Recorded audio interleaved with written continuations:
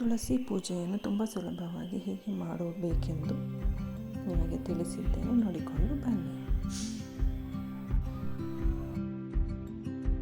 ತುಳಸಿ ಹಬ್ಬದ ದಿನ ಹೊಸದಾಗಿ ಈ ಹಬ್ಬವನ್ನು ಶುರು ಮಾಡ್ತಾ ಇರೋರು ಅಥವಾ ನಮ್ಮಲ್ಲಿ ಪದ್ಧತಿ ಇಲ್ಲ, ಈ ಮೊದಲೇ ನಾವು ಈ ಹಬ್ಬವನ್ನು ಮಾಡ್ತಾ ಇದ್ದೀವಿ ಅನ್ನೋರು ಸರಳವಾಗಿ ಯಾವ ರೀತಿ ತುಳಸಿ ಹಬ್ಬವನ್ನು ಮಾಡ್ಕೊಳ್ಬೋದು ಅಂತ ಈ ವಿಡಿಯೋದಲ್ಲಿ ತಿಳಿಸ್ಕೊಡ್ತಾ ಇದ್ದೀನಿ. ಹಾಗಾದರೆ ಬನ್ನಿ ಈ ವಿಡಿಯೋನ ಶುರು ಮಾಡೋಣ. ಮೊದಲನೇದಾಗಿ ನಾನು ಮನೆ ಒಳಗಡೆ ಪೂಜೆ ತೋರಿಸ್ತಾ ಇರೋವಂಥದ್ದು. ಈಚೆ ಕೂಡ ಇದೇ ರೀತಿ ಮಾಡ್ಕೊಳ್ಬೋದು ನೀವು. ನಾನಿಲ್ಲಿ ಒಂದು ಟೇಬಲ್ ಮೇಲೆ ಮಡಿ ವಸ್ತ್ರವನ್ನು ಹಾಸಿ ಅದ್ರ ಮೇಲೆ ಒಂದು ಪೀಠವನ್ನು ಇಟ್ಕೊಂಡಿದ್ದೀನಿ. ಆ ಪೀಠದ ಮೇಲೆ ಇವಾಗ ರಂಗೋಲಿಯನ್ನು ಹಾಕೊಳ್ತಾ ಇದ್ದೀನಿ. ಸರಳವಾಗಿರುವಂಥ ರಂಗೋಲಿ ನಿಮ್ಗೆ ಯಾವ್ದು ಬರುತ್ತೋ ಅದನ್ನು ಹಾಕೋಬೋದು. ನಾನಿಲ್ಲಿ ಅಷ್ಟದಳ ಪದ್ಮದ ರಂಗೋಲಿಯನ್ನು ಹಾಕೊಳ್ತಾ ಇದ್ದೀನಿ. ಹಾಗೆ ಈ ರಂಗೋಲಿಯನ್ನು ನಾವು ಅರಿಶಿನ ಕುಂಕುಮದಿಂದ ಆಗಲಿ ಅಥವಾ ಕೆಮ್ಮಣ್ಣಿನಿಂದ ಆಗಲಿ ಅಲಂಕಾರವನ್ನು ಮಾಡ್ಕೊಳ್ಬೋದು.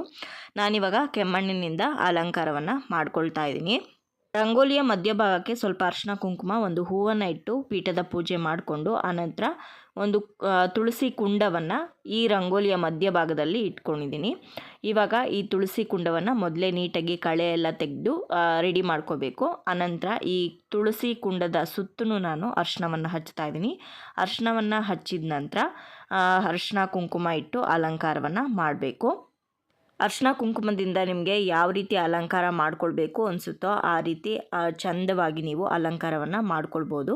ನಾನಿಲ್ಲಿ ಕುಂಕುಮ ಹಾಗೆ ರಂಗೋಲಿ ಪುಡಿಯಿಂದ ಈ ಒಂದು ತುಳಸಿ ಕುಂಡವನ್ನು ಅಲಂಕಾರ ಮಾಡ್ತಾ ಇದ್ದೀನಿ. ಈ ರೀತಿಯಾಗಿ ಚೆನ್ನಾಗಿ ಕಾಣಿಸುತ್ತೆ ಅನ್ನೋ ಕಾರಣಕ್ಕೋಸ್ಕರ ನಾನು ಕುಂಕುಮ ಇಟ್ಟ ನಂತರ ರಂಗೋಲಿ ಪುಡಿಯಿಂದ ಈ ರೀತಿ ಗೆರೆಗಳನ್ನ ಹಾಕೊಳ್ತಾ ಇದ್ದೀನಲ್ಲ, ಅದ್ರ ಬದಲಾಗಿ ನೀವು ಕುಂಕುಮದ ಪಕ್ಕ ಅರಿಶಿನವನ್ನು ಇಟ್ಟು ಅಲಂಕಾರವನ್ನು ಮಾಡ್ಕೊಳ್ಬೋದು. ಇವಾಗ ಪಂಚಪಾತ್ರೆಯಲ್ಲಿ ಇರುವಂತಹ ನೀರನ್ನು ಈ ತುಳಸಿ ಕುಂಡದ ಒಳಗಡೆ ಹಾಕಿ ಆನಂತರ ಬಿಡಿ ಹೂಗಳಿನ ದಳವನ್ನು ಈ ತುಳಸಿ ಕುಂಡದ ಒಳಗಡೆ ಹಾಕ್ಕೊಂಡಿದ್ದೀನಿ, ಚೆನ್ನಾಗಿ ಕಾಣಲಿ ಅನ್ನೋ ಕಾರಣಕ್ಕೋಸ್ಕರ. ಆನಂತರ ತುಳಸಿ ಗಿಡವನ್ನು ಅರಿಶಿನ ಕುಂಕುಮ ಇಟ್ಟು ಅಲಂಕಾರ ಮಾಡಿದ್ದೀನಿ. ಹೂಗಳನ್ನು ಇಟ್ಟು ಕೂಡ ಅಲಂಕಾರವನ್ನು ಮಾಡ್ಕೊಂಡಿದ್ದೀನಿ. ಇವಾಗ 2 ದೀಪಗಳನ್ನು ಹಚ್ಚಿ ಇಟ್ಟಿದ್ದೀನಿ. ಆನಂತರ ತುಳಸಿ ದೇವಿಗೆ ತಾಂಬೂಲವನ್ನು ಇಡ್ತಾ ಇದ್ದೀನಿ. ವೀಳ್ಯದೆಲೆ, ಅಡಿಕೆ, ದಕ್ಷಿಣೆ ಹಾಗೆ 2 ಬಾಳೆಹಣ್ಣನ್ನು ನಾನು ತಾಂಬೂಲದ ರೀತಿಯಲ್ಲಿ ತುಳಸಿ ದೇವಿಗೆ ಅರ್ಪಿಸಿದ್ದೀನಿ. ನೀವು ಬೇಕಿದ್ದರೆ ಅದ್ರ ಜೊತೆ ಬ್ಲೌಸ್ ಪೀಸು ಬಳೆಗಳನ್ನು ಕೂಡ ಇಡ್ಬೋದು, ನಿಮ್ಮ ಇಚ್ಛೆಗೆ ಬಿಟ್ಟದ್ದು.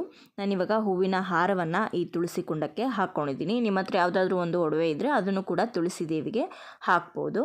ಇವಾಗ ನಾನು 2 ಅಗರಬತ್ತಿಯನ್ನು ಹಚ್ಕೊಂಡು ಧೂಪವನ್ನು ಮಾಡ್ತಾ ಇದ್ದೀನಿ. ನಾನು ಮೊದಲೇ ಹೇಳಿದಾಗೆ ತುಂಬ ಸರಳವಾಗಿ ಯಾವ ರೀತಿ ತುಳಸಿ ಹಬ್ಬವನ್ನು ಮಾಡ್ಕೊಳ್ಬೋದು ಅಂತ ತೋರಿಸ್ತಾ ಇರೋ ಕಾರಣ ನೆಲ್ಲಿಕಾಯಿ ದೀಪಾರಾಧನೆ ಆಗಿರ್ಬೋದು ಅಥವಾ ನೆಲ್ಲಿಕಾಯಿ ಗಿಡದ ಟೊಂಗೆಯನ್ನು ಅಂದರೆ ನೆಲ್ಲಿಕಾಯಿ ರೆಕ್ಕೆಯನ್ನು ಕೂಡ ನಾನು ಇಟ್ಟಿಲ್ಲ. ಧೂಪ ಆದ ನಂತರ ನೈವೇದ್ಯ ಮಾಡ್ತಾಯಿದ್ದೀನಿ. ನೈವೇದ್ಯವನ್ನು ಯಾವುದೇ ಸಿಹಿ ನೈವೇದ್ಯವನ್ನು ನೀವು ಮಾಡ್ಬೋದು. ನೈವೇದ್ಯ ಆದ ನಂತರ ತುಪ್ಪದ ಬತ್ತಿ ಹಚ್ಕೊಂಡು ಅಥವಾ ಕರ್ಪೂರವನ್ನು ಹಚ್ಕೊಂಡು ಆರತಿಯನ್ನು ಮಾಡಬೇಕಾಗತ್ತೆ. ಹಾಗೆ ನೀವು ಕಾಯನ್ನು ಕೂಡ ಒಡೆದು ನೈವೇದ್ಯವನ್ನು ಮಾಡ್ಬೋದು. ಇನ್ನು ಇಷ್ಟು ಸರಳವಾಗಿ ನೀವು ಪೂಜೆಯನ್ನು ಮಾಡಿದ್ರೆ ಸಾಕಾಗುತ್ತೆ. ಪೂಜೆ ಎಲ್ಲ ಮುಗಿದ ನಂತರ ಅಕ್ಕಪಕ್ಕದಲ್ಲಿರುವಂಥ ಒಂದು 3 ಜನ ಅಥವಾ 5 ಜನ ಮುತ್ತೈದರಿಗೆ ಕರೆದು ಅವ್ರಿಗೆ ಅರಿಶಿನ ಕುಂಕುಮ ತಾಂಬೂಲವನ್ನು ಕೊಟ್ಟು ಕಳಿಸ್ಬೋದು.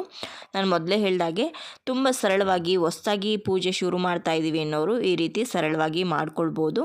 ಇನ್ನೂ ವಿಜೃಂಭಣೆಯಿಂದ ಮಾಡ್ತೀವಿ ಅನ್ನೋರು ಖಂಡಿತವಾಗ್ಲೂ ವಿಜೃಂಭಣೆಯಿಂದನೂ ಕೂಡ ಮಾಡ್ಬೋದು. ಹೊಸದಾಗಿ ಅಥವಾ ಪದ್ಧತಿ ಇಲ್ಲದೆ ಇರೋರು ಮಾಡ್ತಾ ಇದ್ದೀವಿ ಅಂತ ಅನ್ನೋರು ಈ ರೀತಿ ಸರಳವಾಗಿ ಮಾಡ್ಬೋದು ಅಂತ ತುಂಬ ಸಿಂಪಲ್ ಆಗಿ ತೋರಿಸಿರುವಂಥ ಒಂದು ಪೂಜಾ ವಿಧಾನ. ಇನ್ನು ಮುಂಬರುವಂಥ ವಿಡಿಯೋಗಳಲ್ಲಿ ವಿಧಿ ಪ್ರಕಾರವಾಗಿ ಯಾವ ರೀತಿ ತುಳಸಿ ಹಬ್ಬದ ಪೂಜೆಯನ್ನು ಮಾಡಬೇಕು ಅಂತಲೂ ಕೂಡ ತಿಳಿಸ್ಕೊಡ್ತಾ ಇದ್ದೀನಿ. ಆ ವಿಡಿಯೋ ಕೂಡ ನೀವು ವೆಯ್ಟ್ ಮಾಡ್ತೀರಾ ಅಂತ ಭಾವಿಸ್ತಾ ವಿಡಿಯೋನ ಎಂಡ್ ಮಾಡ್ತಾ ಇದ್ದೀನಿ. ಈ ವಿಡಿಯೋ ನಿಮ್ಗೆ ಇಷ್ಟ ಆಗಿದೆ ಅಂತ ಭಾವಿಸ್ತೀನಿ. ಇಷ್ಟ ಆಗಿದ್ರೆ ಲೈಕ್ ಮಾಡಿ, ಶೇರ್ ಮಾಡಿ, ಕಮೆಂಟ್ ಮಾಡಿ. ಚಾನಲ್ನ ಹೊಸದಾಗಿ ನೋಡ್ತಾ ಇದ್ದರೆ ಸಬ್ಸ್ಕ್ರೈಬ್ ಮಾಡ್ಕೊಳ್ಳಿ. ಸಿಗೋಣ ಮತ್ತೊಂದು ಇಂಟ್ರೆಸ್ಟಿಂಗ್ ವಿಡಿಯೋದೊಂದಿಗೆ. Take care, bye. Thank you for watching.